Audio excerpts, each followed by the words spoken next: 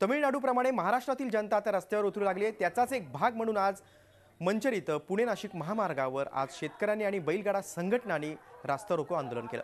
विशेष म्हणजे या आंदोलनामध्ये छोटा पुढारी घनश्याम दरोडे, दिलीप वळसे पाटील, शिवाजी आढळराव पाटील यांच्यासह सर्वच राजकीय नेते सहभागी झाले होते।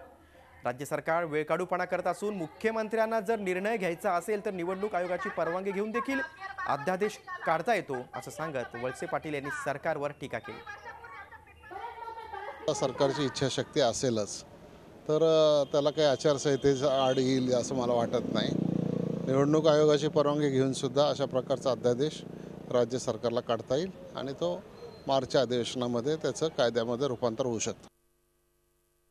मी आता सर्वांसमोर सांगतोय, मला विचार नाही लागत, मला उत्तर लागतंय आणि त्यांनी जर मला उत्तर नाही दिलं, त्यांना वाटत असेल आता त्यांनी आंदोलन मागे घेतलंय, पण आंदोलन मी मागे घेतलं नाही, त्यांना वेळ देण्यासाठी आंदोलन मागे घेतलंय।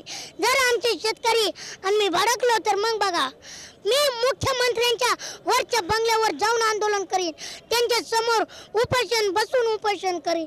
मग एवढी सुद्धा आमच्या शेतकऱ्यांनी तयारी दाखवलेली आहे। मग तुम्ही शेतकऱ्यांचा अंत पाहू नका, शेतकऱ्यांचा तुम्ही अंत पाहू नका, तुम्ही लवकरात लवकर बैलगाड्या सुरू करा, नाहीतर मग पहा। झी 24 तास रहा एक पाऊल पुढे।